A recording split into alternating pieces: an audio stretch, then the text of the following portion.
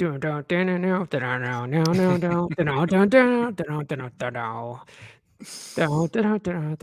we don't have the intro music today.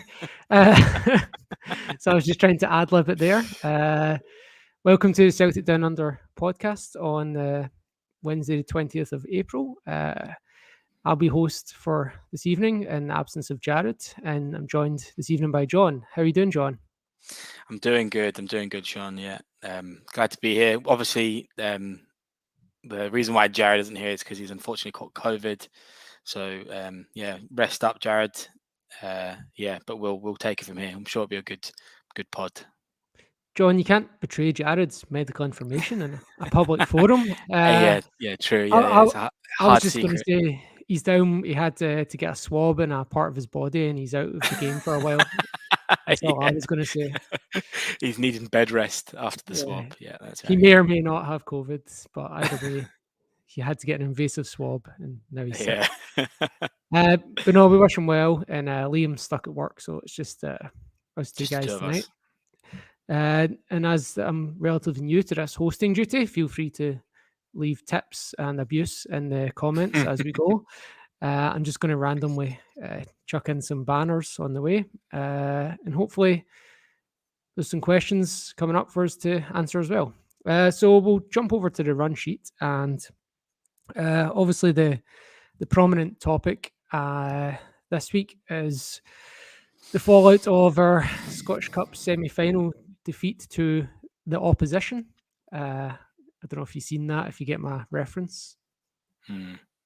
Yeah. The Celtic FC official Twitter account, when Sevco scored, just referred to them as a goal for the opposition, which was absolute top-notch pettiness from the official Celtic FC Twitter account. Absolutely.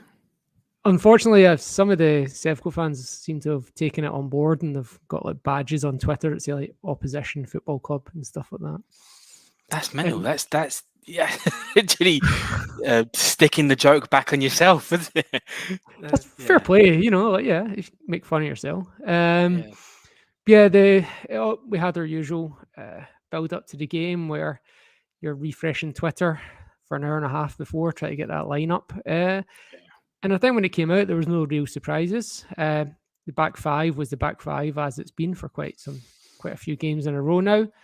The midfield three was unchanged with McGregor, Rogic, and Hatate, who had actually played quite well last week against St Johnstone. So we were kind of personally relatively happy to see him. So it was just a question of who was going to replace Giakoumakis really in the front three.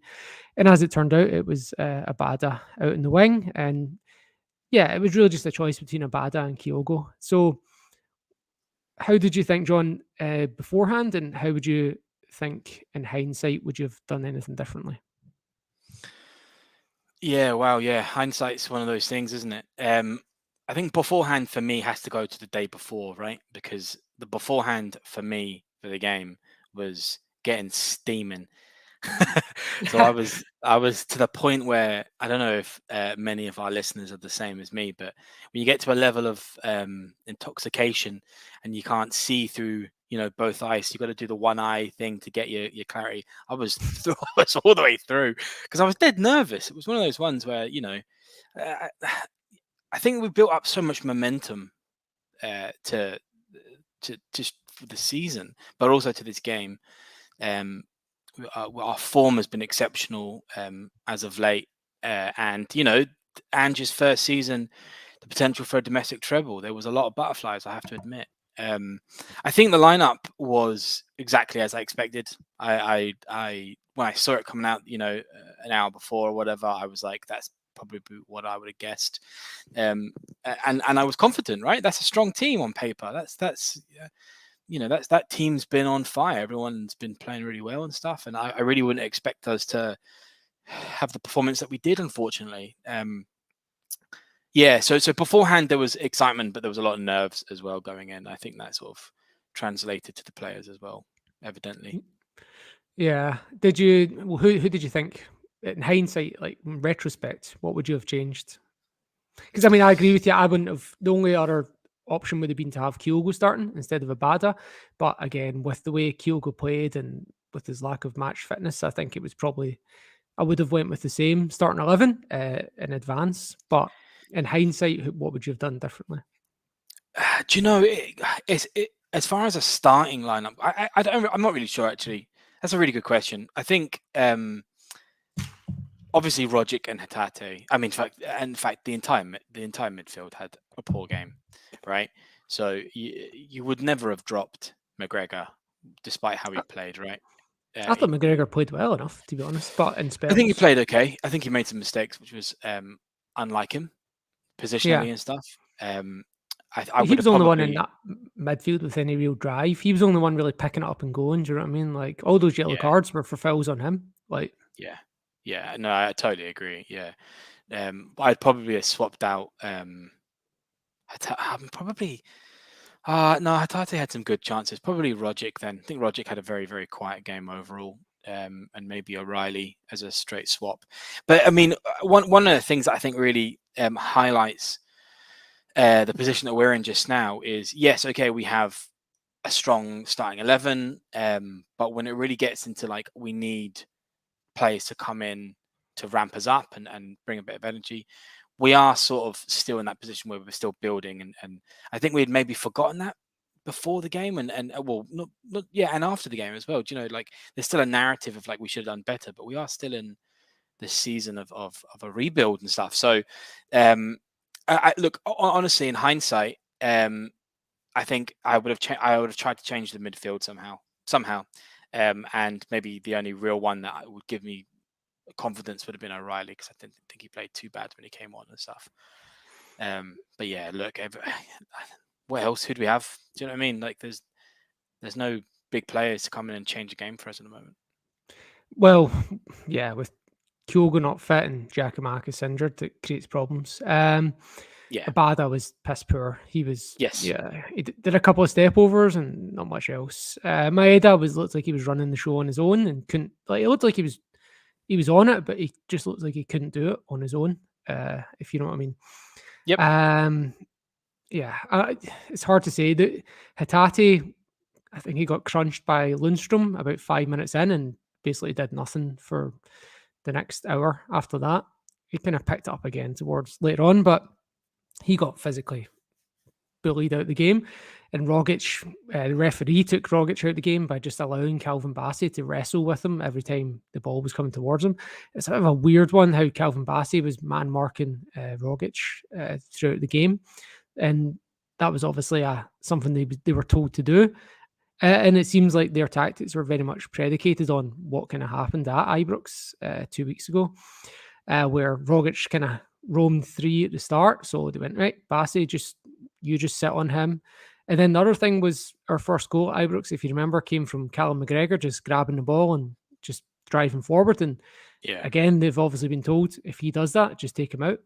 And they did that, a couple of times. And they were allowed to do these tactics. It was cynical tactics, whatever you want to call it, gamesmanship, anti-football, call it whatever you want. They clearly identified the threats from the last game, and we didn't have the referee allowed them to do that, to play that way. And we didn't have any other ideas after that, to be honest. They seemed to know what we were about, and we didn't have enough imagination to get around that on the day. So hopefully when we face them again in 2 weeks, we will have a bit more imagination. I think you're absolutely right. I think they learned from their mistakes massively, and they just absolutely refused to do the same things again. I mean, in many ways, you have to commend them slightly for that, and maybe we underestimated, maybe Ange and the staff underestimated how they would change. I also have seen a lot of people sort of giving stick to Maeda and stuff, and you just saying that he really, I think he worked his ass off as well. To be honest, I think he was really pushing us at the front, but we just didn't get he didn't get any delivery at all, and a lot of that was Jota had an okay game, but not exceptional, not what we needed. I think he made some silly mistakes, some selfishness there as well, taking shots when he should be passing and stuff, and and Abada was just poor. But you're absolutely right. I think Rangers, their tactics was spot on. But in saying that, as we chatted about in the group chat, both teams were pretty rotten. Neither team was like exceptional. Like Jesus Christ, you know what I mean? Like that one team's just playing the other. I think the stats were pretty even towards the end. You know, there was to and throwing and stuff, and sometimes we dominated, sometimes they dominated and stuff. But I wouldn't say either team was particularly outstanding. Yeah. And we definitely had our chances. You know what I mean? Like, yes, all right. Ludstrom hit the bar, but so did Carter Vickers. Amount of times McGregor and Hatate skimmed the post as well. Yeah, we had opportunities. If Carter Vickers scores that second goal and doesn't hit the crossbar, it's a different game. Of course, it's a different game. And I think that just changes the entire mentality of Rangers players and changes the flow of the game. Fortunately, it didn't work out for us that day. But you look, I think for me, on reflection of the game, I think it's really important just to remind ourselves that, you know, asking for a domestic treble at all, let alone a manager's first season when he's doing such a monumental rebuild, that's a huge ask.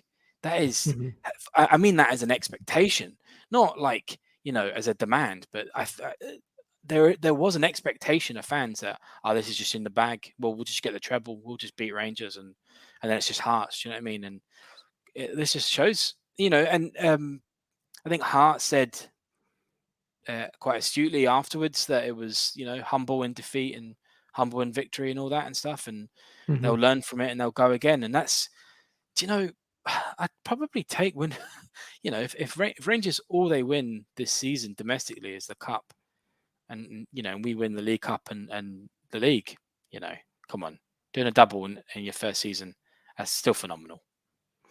I think one lesson we could maybe take out of it is, as you said, the game, and as McGregor and Postecoglou both said as well, the game was on a knife edge. It was both teams were cancelling each other out, and we said, look, this is going to come down to set pieces or fitness, and we saw that our goal came from a set piece. Could have had a second one, should have had a second one from a set piece, and then the other real to and fro in the game was how the game tilted when substitutions were made. I don't know if you picked up on that as well. I felt like anytime either team made substitutions, they got an ascendancy for like 10, 15 minutes after that. And that was how Sevco got their equaliser. So it might be a case that we have to consider when they're making changes, we make changes at the same time. I don't know, something to think about. And also we might want to consider, we may have underestimated how important Giakoumakis has become to us, particularly in these type of games. Absolutely. Your man there in the comments, RL77, he said that Maeda should have started on the left, where he's more effective, which would put Abada in the middle. And again, that's really a problem that's been forced onto us by the fact that Giakoumakis is injured, and we really did miss him, I felt. Diogo just couldn't fill in, you know. It's not the same type of player, do you know what I mean? We've been playing that system with Giakoumakis, you know. He's not only not the same type of player. He's been injured. Do you know what I mean? You could hardly have played him from the start. Do you know what I mean? All right, it worked once, but it was an exceptional circumstance. Like, I don't think you know, lightning doesn't strike twice. It might have, but you know, I just don't think you would have played. Any sensible decision would not have played Kyogo from the start. And Abada through the middle is a good shout. But look, in hindsight, you have to be playing players where, you know, where you have confidence that they're going to play well and stuff. And Maeda's a forward, you know, so I like him on the left, but he's been signed and will be played as a forward, as a centre forward. So yeah, it's all good. It's all well and good in hindsight, isn't it? But I think you're right. I think it was just one of those games where it's the old cliches, isn't it? On another day and all that stuff. And one thing I'm going to keep an eye out for next time as well is, I don't know if, for some reason, whoever it's on, whether it's O'Reilly or Rogic, for some reason they're always the third man in the high press, but you would expect it to be, you know, the three forwards, but it's not. It's always, I don't know why this is happening. I don't know if it's because, like, whatever side of the pitch it's on or whatever, but it's never Hatate. It's always O'Reilly and Rogic on the high press. is the third man. And I'm going to need to try Yeah, and keep an right. eye on it because I can't quite figure it out myself what's going on with that. But it actually means Jota has been a lot deeper. And when we conceded that final goal the weekend there, it was, I reckon, if that doesn't happen earlier in the game when with Jota tracking back, because somebody put a clip up on Twitter of James Forrest trying to track the run of Bassey and just Bassey's just leaving him, leaving him Yeah, behind. I reckon with Jota on, that goal doesn't happen. But I don't know. I don't know yeah. why. I don't know why Jota has been tasked with being deeper. I don't understand it, to be honest. But that's the way. It may just be that that's players just adapting, or might just be I'm viewing it incorrectly. But it's a weird. It looks weird to me the way it's happening. I think both their goals, just on the goals and stuff, I think both of their goals was just lack of concentration, lack of really poor positioning. Um, Look, I don't want to shit on him or anything, but I think Welsh gets beat poorly on the left there. Yeah. Was it Bassey? Yeah, Bassey beats him. Yeah, it's just Well, really he's poor. one on And one with but Kent. He's 2-on-1. yeah, Sorry, with Kent. Kent. Yeah. However the flow of the game went, but yeah, just poor, and I think like he is young and stuff, and he hasn't played in a while, so I don't want to pile too much on him and stuff, but it was just lack of focus and it was a silly mistake. Look, was he offside? Yeah, of course he was. Oh, it was. Yeah. Yeah, like that's sometimes it goes that way, but it's just absolute. And we're going to talk about the introduction of the new technology soon, but when that happens, that's not a goal. That's just never a goal. And I think, look, if I remember correctly, because like I said, I had a few in me, but I think their first one, very reminiscent of Roderick's goal at Hampden against them as well, to be honest, but or even McGregor's goal. But I think McGregor was completely out of position and then had to sort of try and run across to get Arfield for the first goal. So I think it was just, very minor circumstances where it was poor positioning, lack of focus. The game was very frantic and stuff, and it was very high tension and stuff. But I think it's just those little things. I mean, even our goal against them was lack of focus on their part. Do you know what I mean? It was poor to leave Taylor that far, out of the pack and stuff, and not be marked. So that's just the way that it went. That's just the game it went. But I think those are the sort of things that we need to tidy up. I think that becomes really important when it does, when that's been happening in Europe as well. It's those very minor moments where we're not quite where we should be. We're not quite getting back. We're not quite focusing. And then you get punished for that. So I think that's what's happened. I think their goals were a little bit lucky. I'm just going to be honest. And I know that's bitterness, but I don't really care. But yeah, another day. You know what I mean? Well, you have to say Arfield's finish was a really good finish, but it Yes, it comes on a was. bit of good fortune in that Kamara Roof takes a shite touch.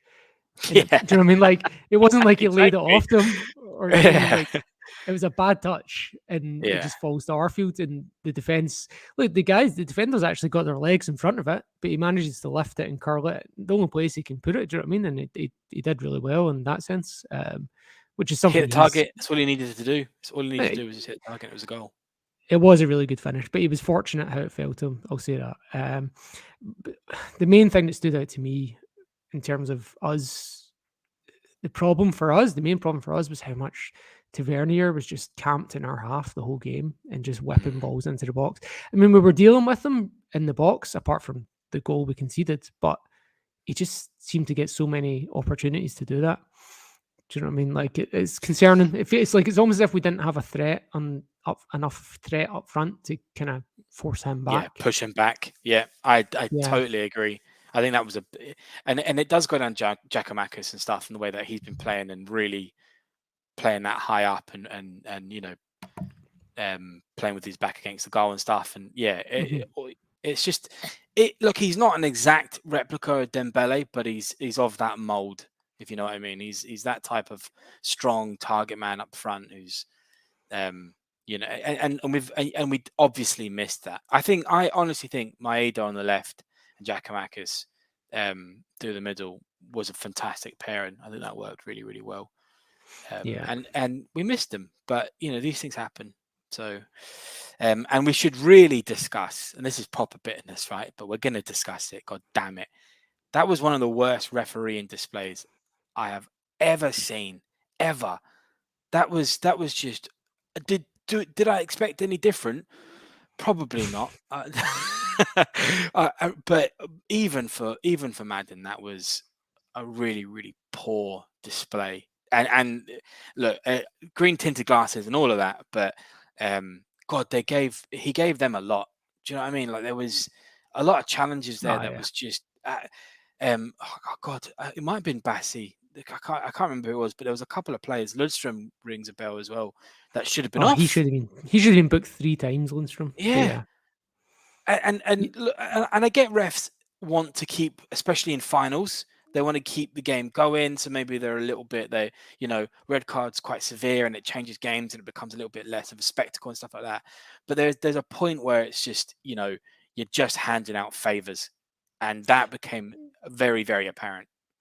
I will say, and to support what you're saying, and in the interest of trying to be slightly objective, is that I'd Mm, watched the Hearts and Hibs game the day before, and it was refereed in the same way. Like Hibs yeah, got away with murder. Like they did get a red card in the end, but it should have been the guy should have been sent off earlier. They could have had another red card. Do you know what I mean? yeah, Uh, Newell. Yeah, I actually watched that game as well. Yeah, no, you're not wrong Yeah, there at all. Yeah, yeah, yeah. they did get away with murder, but So it seems like if we're going to try and be fair, uh, you know, what we well, could say one. We could say, okay, Bobby Madden was a season ticket holder at Ibrox. Yes, we that's could. a That's fact. facts. That's just He yeah. he That's just used to yeah. go to the buses on the East Kilbride Supporters Club bus Just a from fact. Corderwood Square with Ali McCoist. That's a fact. Okay, Just fact. just facts. We could also say that well, the Hibs and Hearts game the day before had the same levels of leniency. These are all facts, Yeah. and you can take that and do whatever you want with these things. Another Yeah. thing that's also a scientific fact is that human beings, suffer from unconscious bias. Yeah.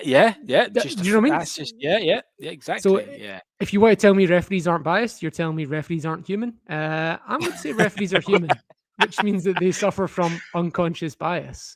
Yeah. Uh, these are all just things we're chucking out there and saying that we're not happy with how the referee performed. You know, Yeah. It was poor. It was very poor. And look, all of those things being true. Yeah, I think also the punditry that came out afterwards just also goes slightly, even though look, you take Sutton with a massive pinch of salt, but Michael Stewart and everybody else saying the same sort of things, you can it's clearly an accepted conclusion that was not great for Madden, even by his standards and stuff. But hey, I actually think they got more yellows than we did. Let me, what? But should they've had much more though? Is the question. yeah, this is it. Look, I don't even know. Let me just. I'll look it up. But we might have even. They got 5 and we had 2, if I remember correctly. But But you can check that. yeah, okay. So not only did you're right. So they got 5 yellows and we got 2 yellows, right? Which is the thing But to one of note. those was for Calvin Bassey running into the stand after they scored. Ah, yeah, right. Oh no, yeah. And Sakala as well. Did he not run up to the bloody anyway? And I think, if I'm not mistaken, one of those yellows for us, it might have been, was it McGregor who got booked? Was was that not just one of those silly things where it was not handbags, but something happened and they booked both players for some sort of, I can't remember. Like I say, I was pissed as a fart, but they I can't remember. McGregor's was for foul, I think. No, McGregor's was he tried to trip Kent when Kent was attacking, and he missed. So yeah, he Oh, so tried that's a to. booking. It was an It's an attempted attempted deliberate foul. foul. Yeah, and I don't remember what the other one was for, to be honest. Right, that's Minority Report stuff. Yeah. Anyway, what's also true is that they did 23 fouls and we did 18, right? Or we were awarded 18 and they were awarded Mm-hmm. 23. So look, you could say they were adequately punished, if you like. They fouled more, they got more bookings, and we should have taken advantage of that. But I think the fact that Ludstrom did not get booked and they never had at least one sending off was massively problematic by anybody, any sort of impartial that watches that would have said, some of those are reds. So very, very, very poor, very, very poor refereeing. But what do we expect from, the people that do weird handshakes? I went back and checked. I remember Callum McGregor getting sent off at Ibrox last year, so I went back and had a look at that one. And the second yellow he got, I don't know if you remember. I didn't remember. That's why I checked. But it was Nick Walsh that was refereeing that day, and the second yellow was a definite yellow. But the first one was soft as a baby shit, and it was early in the game as well. So, Yeah. do you know what I mean? Like, if that standard had been applied on the weekend there, they would have been a man sent off in the first half, no problem. Particularly John Lundstrom, or Joe Rebo, either one. But yeah. Yeah. I think it's the inconsistency that frustrates everybody, to be honest, who watches Scottish football. It's not necessarily that.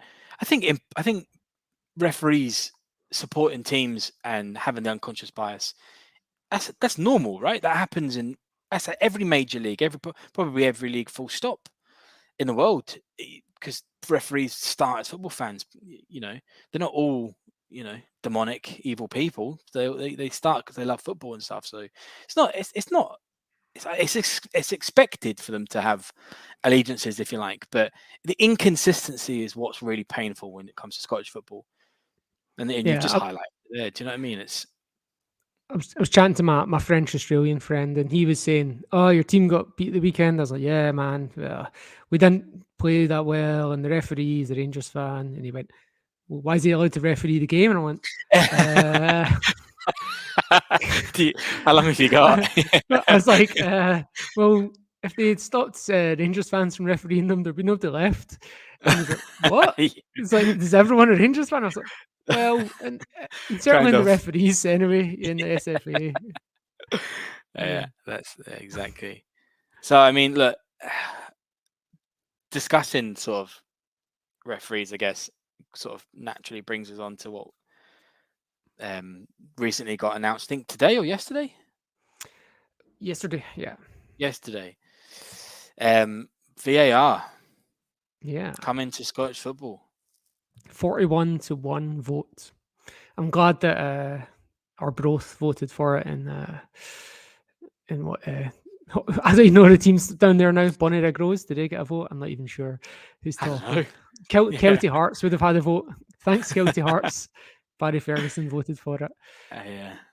There was an interesting rumor that Sevco was the ones that voted against it, but apparently it was Inverness. Kelly, yeah, you burst that bubble. I was dreaming. All these conspiracy theories coming out. We want ammo for our pettiness. Yeah, exactly. But yeah, I don't know why they would vote against it. That doesn't make any sense to me. But yeah, I don't know. Because they're not getting a penny ever again. I don't know. No, I mean Inverness. Why would Inverness vote against it though? Oh, yeah, Inverness. Nah, no idea. Yeah, it's a strange one. I think it'd be interesting to see if you gave fans the vote. I'm not entirely convinced that everyone's for it. So I think it's pretty divides, doesn't it? Well, one thing it tells me when it's effectively unanimous. I know it's not literally unanimous, but when it's effectively unanimous in terms of the clubs that are paying for it, all 12 top flight teams, what that tells me is that every team feels they are or have been unfairly done by refereeing decisions in the past. Well, that's very true. That's very true. If anyone felt they'd benefited from refereeing decisions, they wouldn't be voting in favour of it. Yeah, that's such a good point. Do you think, look, whether it's good or bad, right? VAR, just going back to the game, right? If VAR was introduced for the game or before the game, do you think it changes much? Do you think it changes a huge? This weekend, you mean? Yeah, the cup semi. I think it goes to penalties. That's the only thing that changes. Yeah, maybe that Barisic handball. I don't think, to be honest, because it has to be really clear, and I don't think there's any camera angle that showed that was clearly in the box, the handball. But no, I think the only thing that happens is the Bassey goal gets chopped off and it goes to penalties. I think that's the only difference. And then no penalties is always a hard one, isn't it? Because it can always go either way. Yeah, exactly. You can never say it would go one way or the other. So yeah, exactly. you're not counting that as a win if it goes to, you're not counting on a win by penalties, if you know what I mean. Yeah, exactly. Yeah. So I mean, that just I guess that just reflects on the game, though, doesn't it? That just shows that even if you had all that all of that technology that we've got, VAR, everything, still highlights how bad we played. Really, that there wasn't just we never had like clear and obvious opportunities where that if it was VAR, that would have been we would have taken the win and stuff like that. And like we were completely robbed from the game. I think a lot of the responsibility is on how we played. I don't. If I'm trying to think right now, how many games this season would have been affected? There's the one we lost at Tynecastle. We'd probably win that game, so that's 3 extra points because we had one each we scored and it was dropped off wrongly. Mm. There's been a few other goals that have been wrongly called offside and vice versa. But again, like they probably don't like. We probably still win that game or those games or whatever. Like ones we're talking about are these ones where it's fine margins. I don't think any of the other derby games get affected result wise. Is there? I mean, yeah, not that I can think of. But do you think it? Do you think it just generally improves? I was talking about that inconsistency of refereeing and stuff. Do you think it improves any of that, or? Well, what I'd like, what I'm most as in terms of the way we're playing this year, anyway. I think it'd benefit us because they'll allow players like Kyogo and Maeda that play on the last man, they're going to get allowed to play on rather than having Yeah. to stop just because a linesman's like, yeah, I think that's offside. Do you know what I mean? Because he's too slow to judge.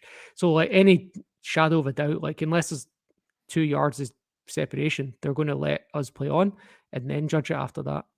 If you know what I mean. Yeah, yeah, but I mean, look, does that really that could also work poorly, right? Because that's one of the criticisms of VAR is it breaks up the flow of a game.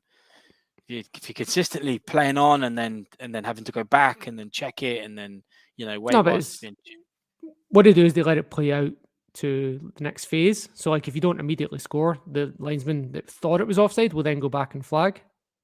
If you know what I mean. Yeah, yeah, yeah, So it's yeah, like yeah. they give them an extra phase of play if there's a possibility that the player was onside. If you know what I mean. Yeah, yeah, yeah. No, I do know what you mean, but I think from a fan's perspective, let's just say we saw Kyogo let the phase go through, he scores a goal, and then and then the flag goes up. Everyone's cheering, and Yeah, but I mean that at happens least anyway. Sure, of course, yeah, yeah, but yeah, yeah, it's just exactly as you say, the one where we scored against Hearts, where we won the game, and the head of referees came out and apologized afterwards, and even then, still contentious. But anyway, yeah, yeah, uh, like that one again, if we're 0-0 going into the last 15 minutes of that game, we're attacking rather than defending. Do you know what I mean? So we can say, okay, that the Hearts manager can come out and say, yeah, we'd have got a point there. Well, no, because the goal influences the game. Do you know what I mean? We'd have been chasing that win rather than defending a lead. So yeah, you can't simplify it as that goal wouldn't have stood and that we'd have got a penalty there and blah blah blah. You can't simplify it that much. yeah. I mean, I think me personally, I think it's only going to benefit the game. I think we should have done it a long time ago. I mean, any technology that improves the standard of, not just the refereeing, but just improve the standard of football, right? Because it means that you've got less of these errors or just slogging matches, basically, because there's dangerous play and all that stuff. And yeah, I just think, and also it just catches us up with everybody else. That's the modern standard, right? So, me personally, I think it's going to do good things for us.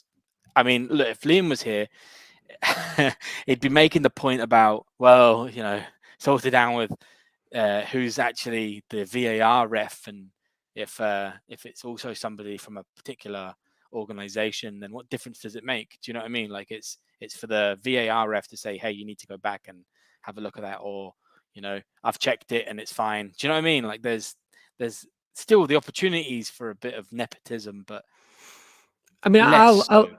Yeah, I'm strongly in favour of the on-field referee being able to see it at the side of the pitch, like rather than Yes, just me being too. told in his ear. I don't think I'm strongly in favour of the VAR guy going, I think that was a handball on the box, or I think that was a red card. Can you go and have a look? And the referee goes, oh no, no, I'm fine. Or yeah, you're right.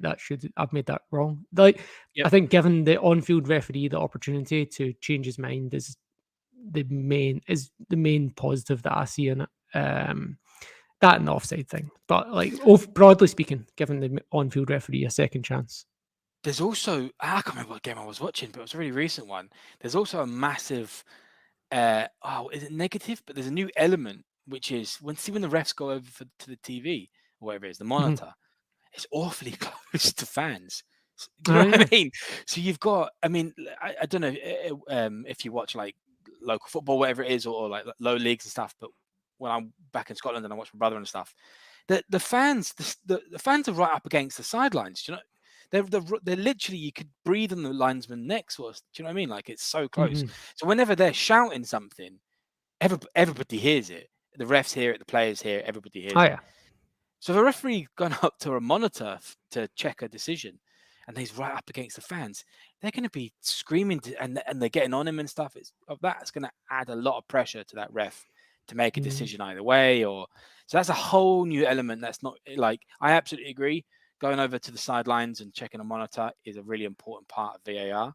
I think it's Mm-hmm. also really important that VAR ref is checking it whilst the game is happening, to not stop the game, check, then let the game resume, all of that stuff. Hopefully we'll get more details on what we actually get and stuff. But yeah, I added mean, element. in my experience, when the referees are doing the review, based on having it here in Australia, is the fans are looking at the screen rather than the referee, which means they're seeing the same thing that he's seeing. So everyone's like, rather than like giving the ref abuse, you're kind of like, oh. Do you mean you're kind of like, Yeah, look, you're literally going to do the same thing as the referee? Like, is that? Do you know what I mean? Like, oh, yeah, sure. nah, I know. But I'm just thinking, if Madden's running up to at Celtic Park and he's running right up to the, what is it, the South Stand, whatever it is, he's getting it in the neck no matter what. Nobody's looking at the big screen to see what he's made. Yeah, I think Scotty Howe makes a great decision, a great comment there. Yeah, that both of them need to go. I hate them both. I think they're both I'm looking terrible for the at. game. I think it's part of a broader conversation for another time about refereeing pathways in Scotland and whether you have Yep. to be able to do a certain handshake and stuff like that. But Yeah. Yeah. There's a let's lot of not. documentaries on that. Yeah, maybe not today. Maybe that's a topic for another No, day. that's a topic for over a few pints, isn't it? And everyone getting just angry and wound up with each other. Yeah. Yeah. Anyway, did you want to move on to talk about European football, or did you want to? Yeah. Look, I mean, So, unless you've got anything else to bring up about VAR. no, I mean, look, it's. I think we just have to. It's getting embarrassing when Poland and Czech Republic have got it and we don't. Like we're getting left behind. Do you know what I mean? Like you can whatever rationale you make, it's like we're just becoming backwater if we're not doing the same things that other tin pot leagues that we consider ourselves to be better than are doing. I don't want to say tin pot, that's wrong. But like Yes, I agree. No. if Poland, Czech Republic are doing it, at what point do we say, do you know what I mean, do we wait till Iceland and Luxembourg are doing it before we join in? You know. Exactly. That's exactly it. Yep. Yeah, I totally agree. So, Yeah. I mean, yeah, I think enough said about that. We'll see how it goes. Mm-hmm. So, in terms of European football, we are obviously still disappointed with how it went with Bodo Glimt, and it was very much a kind of benchmark for us to really check ourselves and consider our progress. You know, like AZ Alkmaar, who we knocked out of the qualifying of the was it? Yeah, we knocked them out of the Europa League qualifying to get into the group stages. They went further than us in the Conference League. So I don't know if there's something to be said for that. That like these teams that we're up against, we really are on more of a level playing field than we realize that we are. But yeah, I think the reason why it's on the run sheet is for two reasons. One, that Sevco have done pretty well and obviously making a lot of noise about that. Done well last year and the year before, but particularly well this year, getting to the semi final. And, you know, we should be jealous of that, whether we are or not, whether you give them credit or not. I don't like to big them up, but it's certainly an achievement and something we would be proud of if we did, and we should be jealous of that we're not doing it.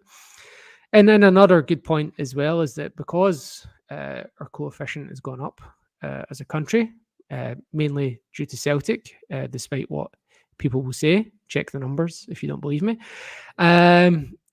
Hearts will now be participating, guaranteed, in group stage football next year as well. So we'll have Celtic, Sevco, and Hearts playing group stage football next year, which is fantastic, really.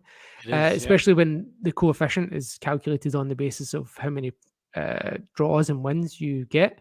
So if Hearts are going to be playing 8 games instead of 2, then that just increases their chances of getting some extra points on the board for us.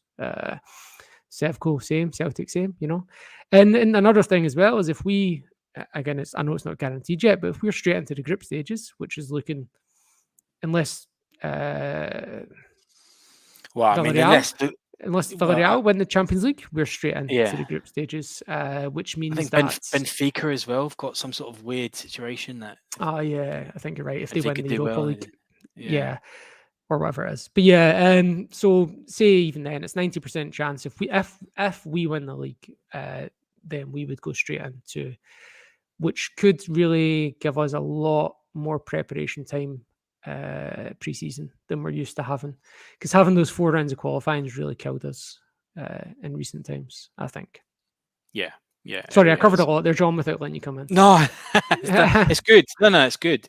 And look, I think the only other thing about the so-called guaranteed Champions League qualification would be if something dramatically miraculous happened between Russia and Ukraine as well, and what FIFA and UEFA decide to do with the Russian leagues, Russian teams and stuff. So yeah, you're right. 90%, I would say, is a good number to put on a guaranteed Champions League if we win the league, obviously.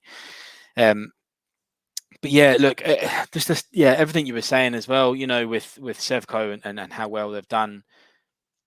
It's a brand new team, and to get to the semi-finals of any European competition, you're absolutely right. Jealous is the right word. We should be jealous. We should be embarrassed. Actually, we should be embarrassed that we had all of that domination.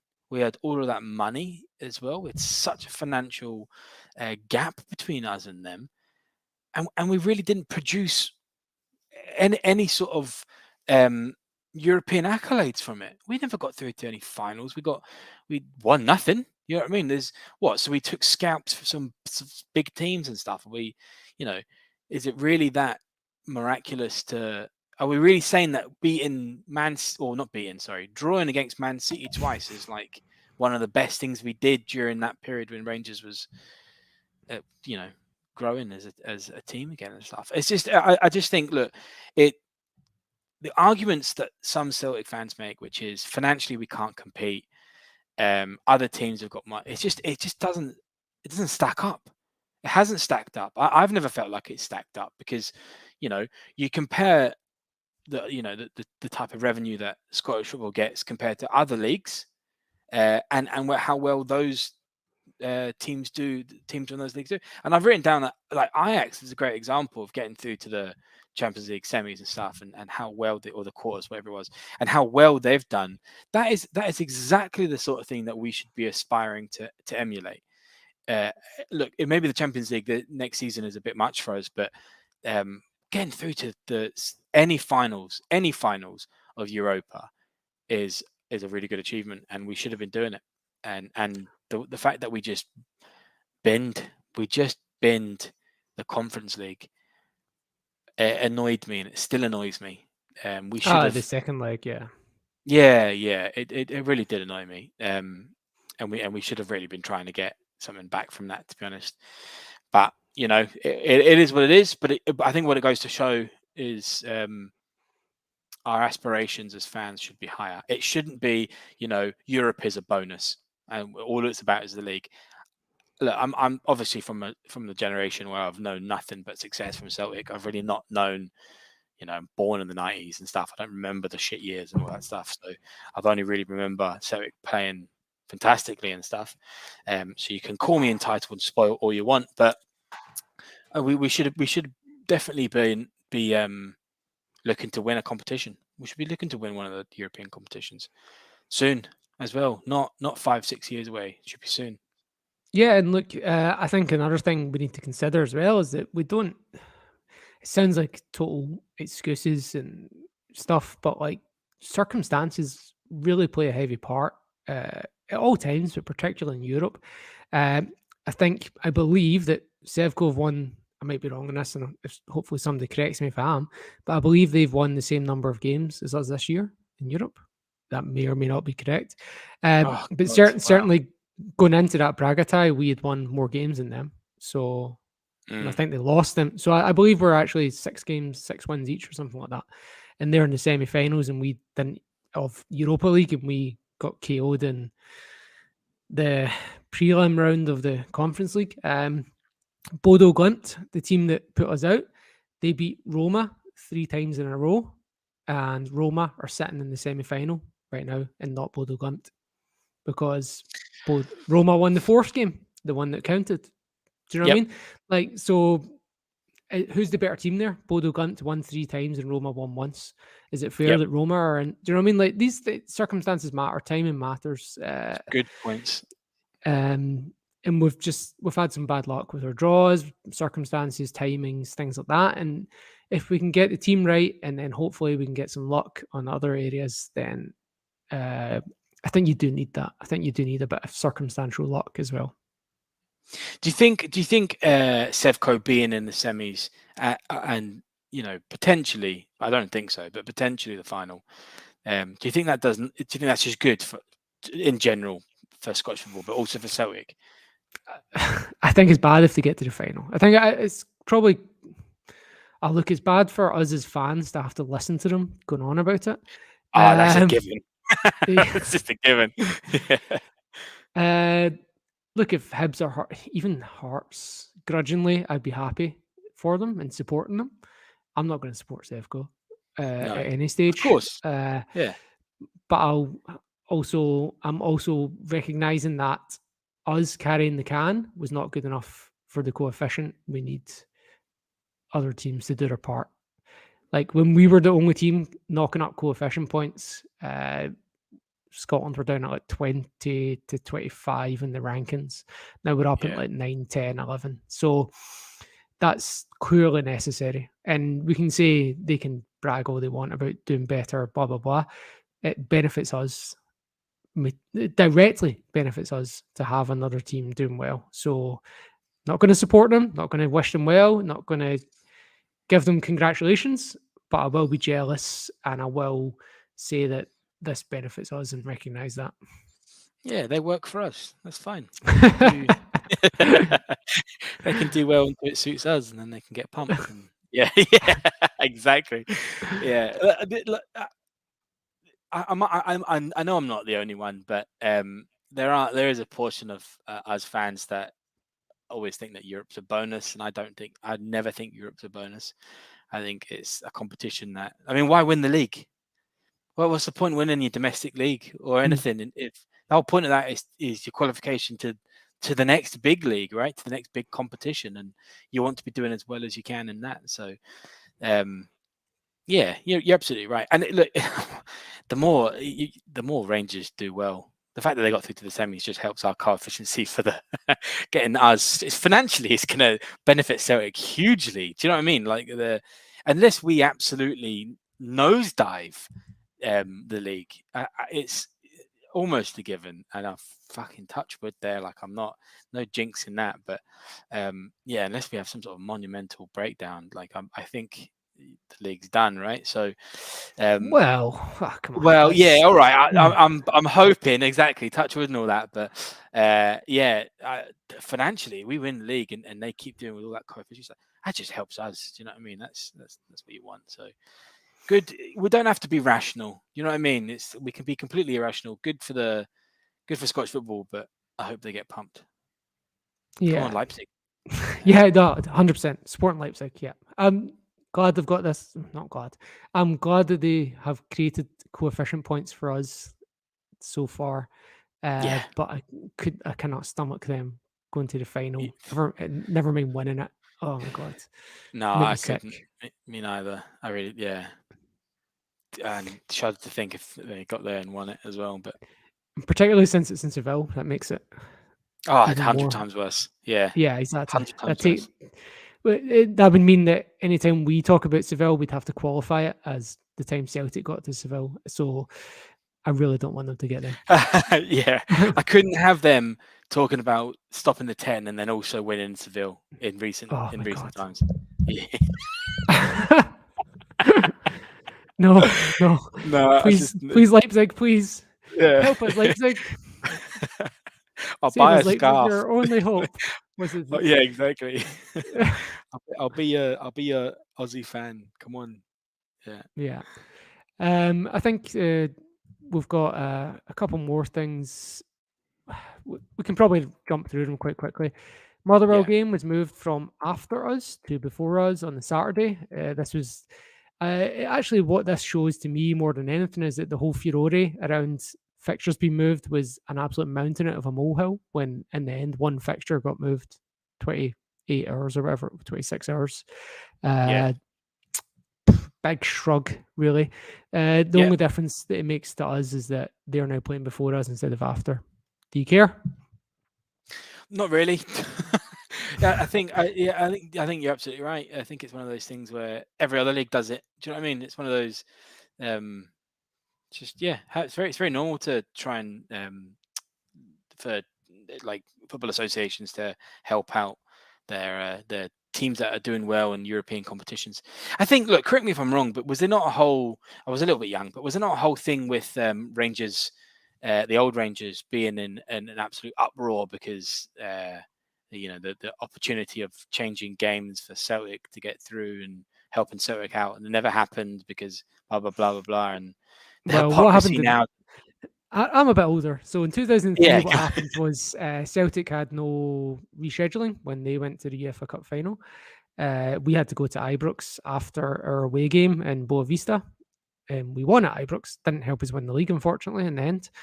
But yeah, nothing was rescheduled. And then in 2007, Sevco had a game against Leon at home where all they had to do, I can't remember if they had to win or draw, but they had to get a result out of that game to make the last 16 in the Champions League.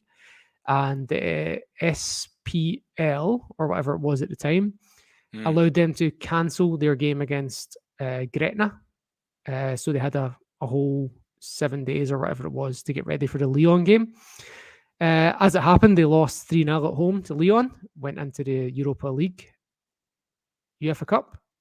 I think it was yeah, UEFA Cup, sorry, at the UEFA time. Cup then. Went Yeah. into the UEFA Cup and went all the way to the final with the 2008 final. And what that happened was that cancelling of that Gretna game came back around to bite them on the arse, where they had to play 4 games in 8 days at the end of the season.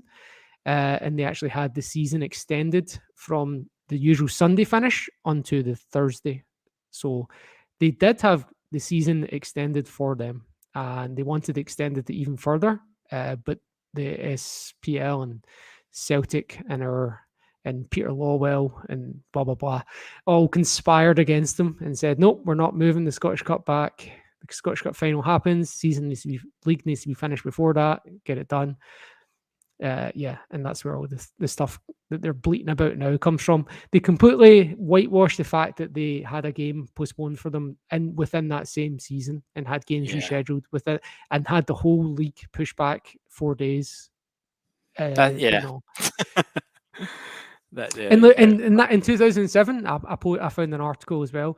Leon were complaining in 2007 because Sevco had their game postponed, and the French FA wouldn't do the same for Leon. Yeah, right. So well, Leon were complaining at that. Yeah. So maybe some preferential treatment this time round might again bite them on the bum. And look, there's not a single other team in European semi-final of all the 12 teams. None of them have had any rescheduling. Only Sevco. Wow, there you go. That's exactly. See, there you go. That highlights a lot, doesn't it? That just highlights heaps. So it's not all leagues do it. There you go. So it's not leagues don't move anything. You know what I mean? There's well, yeah. So I do think there is some strong nepotism going on there, but maybe it's just a decision as it benefits Scottish football in general. I don't know. I don't think it does. I think it's a given whether you do it on whatever day. If Rangers get beat or they win, you know what I mean? It's still advertising Scottish football by being in the semis and stuff. So, well, hopefully it's advertised for the right reasons and not for them wrecking the place. that's also a given. What are you talking about? That's Yeah. Rangers fans away. Come on, that's yeah. Let's look out Leipzig. You know, was industrial enough as it is. I was going to say, at least it's not a nice place. Yeah. Not the most touristy place. You know what I mean? Yeah, Like, exactly. Yeah. yeah. Yeah. Well, there you go. Quickly, Sean Maloney. Do you want him? It's back at Celtic. Is do you reckon he's going to be back at Belgium? Back at Belgium, probably not. But I thought it was interesting personally that Maloney left Hibs and hasn't done very well there and stuff. When there was a lot of before Ange was appointed, there was a lot of, push because Maloney would have been a fantastic manager for us, XYZ. And it's clearly not worked out. He's clearly just still lacking that experience and stuff. And yeah, so I thought it was an interesting point that we were linked with him quite strongly, and now he's not done great and he's moved on. I don't think he'll come to us. I think that'd be a step back from. No. I think he'll probably go to England and get a job there or something. Yeah, League One side or something like that. Would you want Scott Brown and Sean Maloney running the reserve team, the Bees? Would I want Scott Brown and Sean Maloney running the B team? Yeah. Yeah. Worse.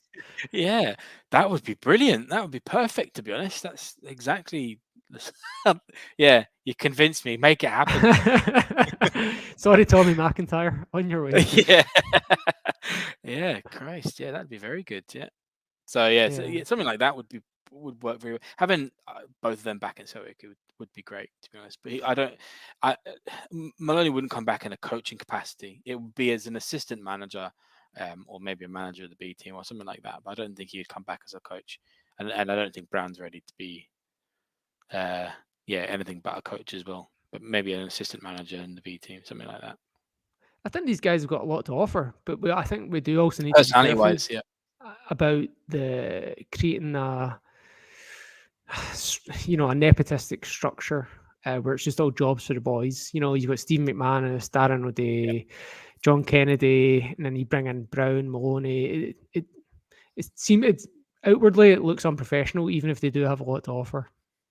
We're really guilty of that. We've been guilty of that for a long time, actually. And if it's not like a direct link, it will be an Irish player that's through one of Desmond's. Yeah, Damien Duff. Yeah, Do you know what I mean? Yeah, exactly. Gavin Strachan. Yeah.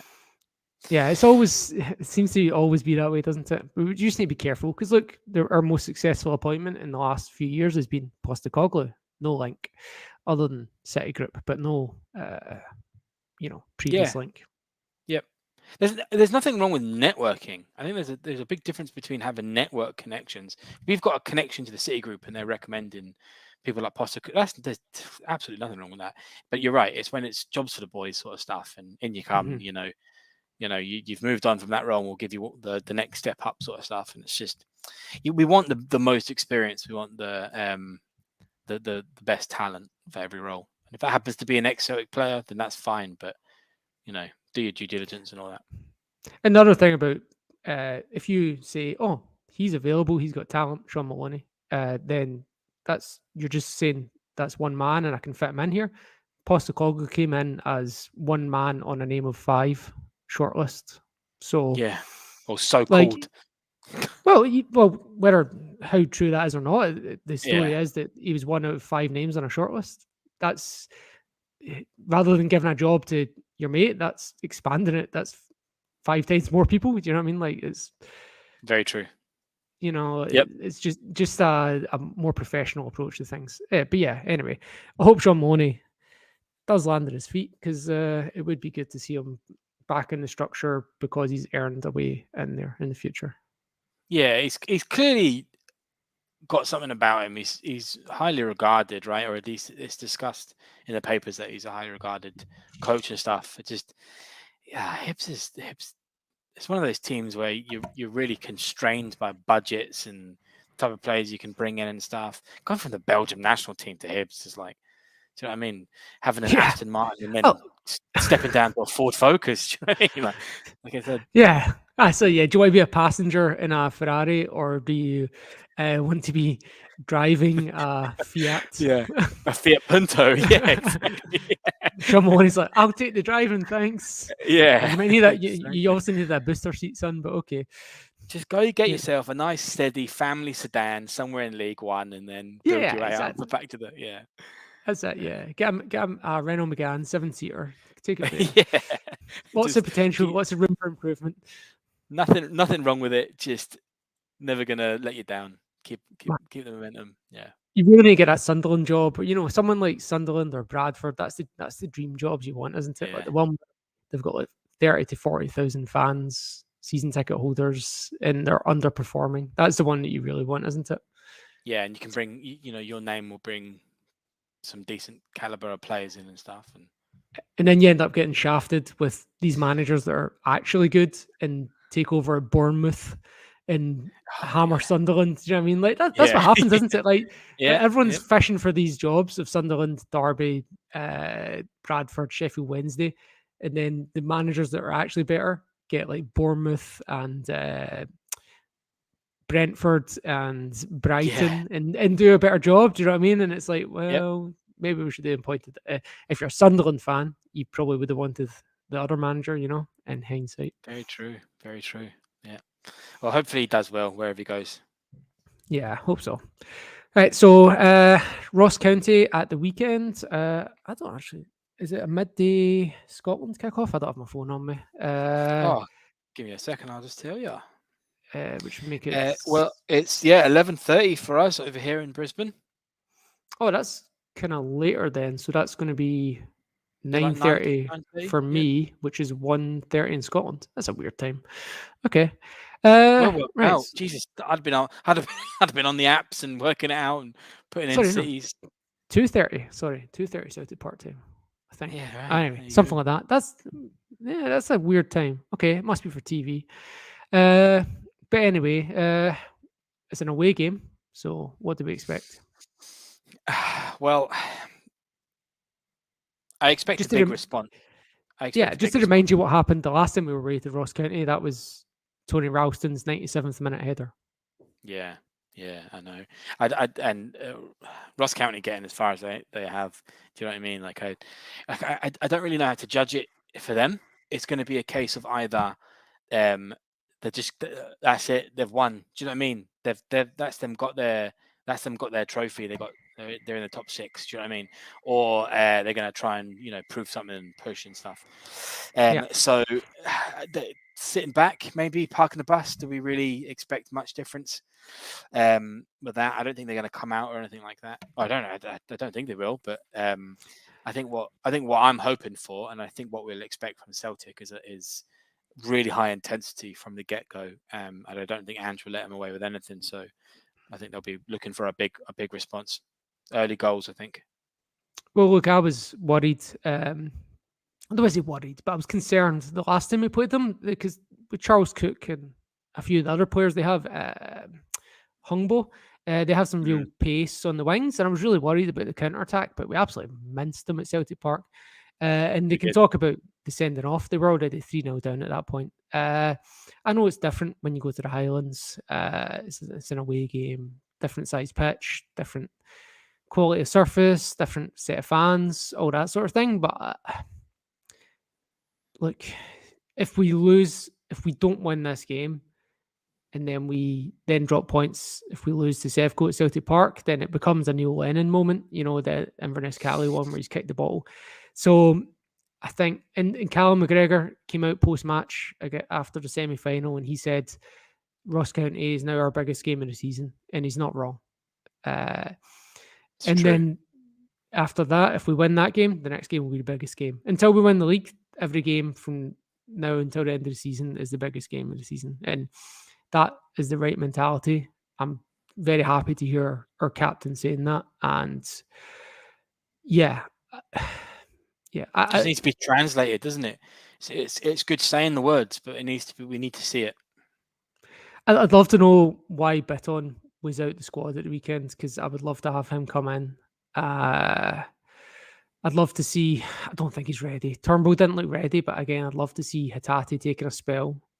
I'd love to see O'Reilly starting. I feel like O'Reilly should be starting against Ross Yep, County. I agree. And look, I think Kyogo starts. Me personally, I think Abada's injured, right? Yeah, it might have been cramp. I don't know, but he did go off injured. Yeah, it Yeah, could no, have I been think cramp. there was Postecoglou or whoever. Might have been speculation, but I think I read an article said that major doubt was Abada Okay, so it's a proper uh, injury. Okay, and but he did say Juranovic as well. he said Giakoumakis would be back. I said Giakoumakis might. Well, maybe we'll He said see before. Kyogo. Yeah, he said before the Um, Sevco game that Giakoumakis should be back. Maybe we see Kyogo as a winger. Who knows? I'd say if my gut would say Kyogo will still be on the bench, but if Giakoumakis is fit, but you're right, it's Well, a kind of coin toss there, isn't it? it's Either a way, coin toss. Maeda's going to be back on the left. Yeah. Maybe Jota's out on the right instead because Forrest is just shite, man. At the moment, like he's just not had a long enough games really to he just hasn't had a spell of games where he can build up momentum. He's completely too old to just jump back in and be efficient or change Yeah. games. It will be, yeah, I totally agree. It's going to be a massive test for us. I think injuries towards the end of the season is always expected. Especially how Ange plays. We want to be seeing. He wants high intensity to the last minute. Mm-hmm. We had a really big spell of injury, and we completely played through all of them. And in fact, Giakoumakis being coming up to the prominence that he is was all because Kyogo's been injured. Do you know what I mean? So yeah, look, we're I at that think very end. when the season finishes, if it's a successful season, we'll look back on the time when we won away to Aberdeen for the first away win in 6 months. We'll look back to that run in December when we had Joey Dawson playing up front and we still won games.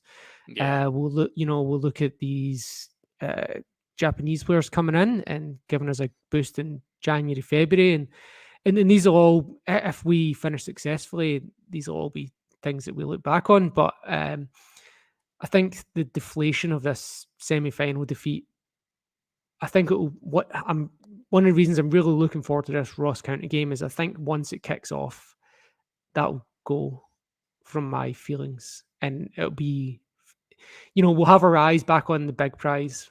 But we all wanted to win the cup. We did. Yeah, we did. But we're going to remember it when the season's finished, and we have to watch that cup final without us. With Glasgow Rangers versus Edinburgh Rangers. Yeah. I'm not watching it. I hate them both. No, you know what? You're right. I probably won't either. Yeah. I couldn't care less who wins. Exactly. Yeah. It's like exactly. It's like my dad. I went to watch it was like a five-a-sides tournament in Perth, and it was like an international thing. And we ended up anyway. We just went down randomly, and the game that was on was England versus Saudi Arabia. And I was like, Dad, who do you support here? They're both war criminals.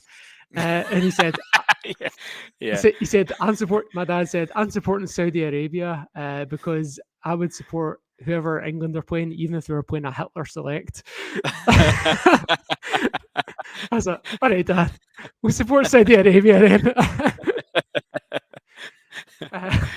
Anyway, what point was on for that? Oh, yeah, sorry. So when the Ross County game starts, I think those feelings will wash away, and every league game between now and the end of the season will feel like a cup final to us. And yeah. So I just really want to get it started, and I think this week, which has been a really shitty week, a really depressing week, will wash away with that, and we will get our eyes back on the big prize. And I'm hoping, I think we will win 3-1.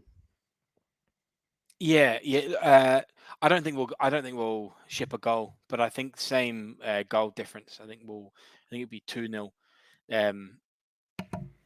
Look, I think there's going to be some changes in our defense. There's going to be some. I mean, because Juranovic is apparently out with a hamstring injury. Carter Vickers being a doubt.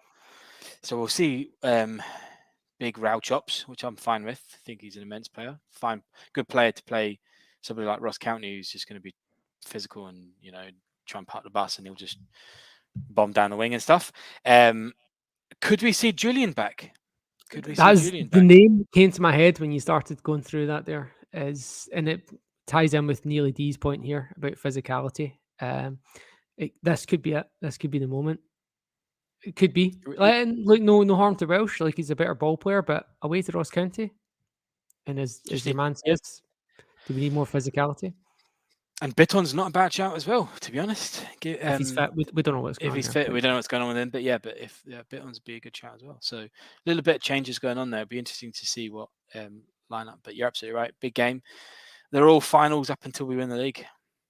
And look, if they drop points against Motherwell away to Motherwell, we'll know about it before we play. So it could be that we're going into the game 3 points ahead. It could be we're going in 6 or 5 points ahead. Yeah.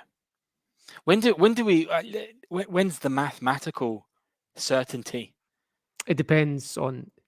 So I don't want to say this, but if they drop points to Motherwell, we just need to win our next 2 games. Yeah, there you go. So because the game after is against them. So if we beat Ross County and if they drop points against Motherwell, we beat County, we can then win it against them the following week.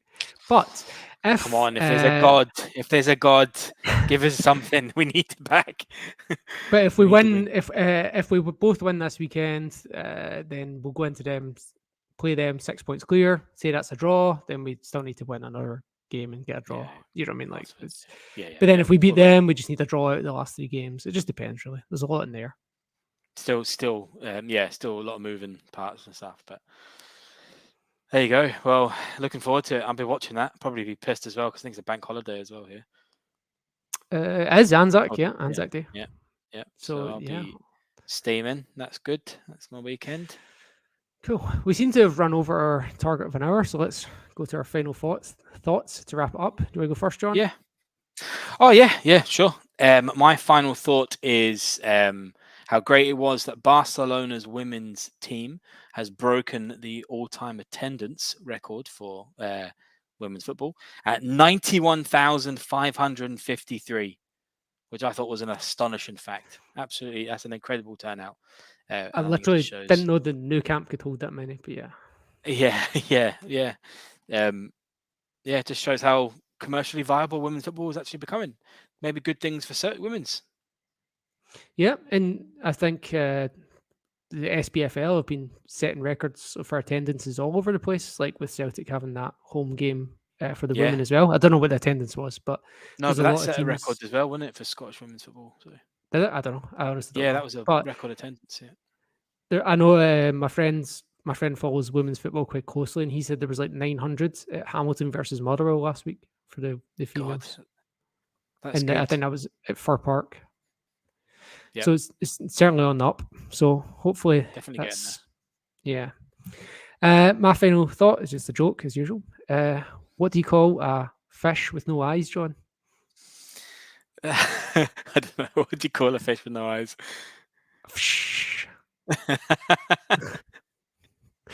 you get it? Yeah, I do. That's a good old one. Yeah, I like that one. Yeah. Okay, so I don't have the music to play us out, and I'm not going to do the same as I did earlier and do a silly voiceover. So I'm just going to say thanks to everyone that tuned in live, and also to everyone who's listening after the fact. And hopefully we get a good win this weekend. Hail, hail. Hail, hail.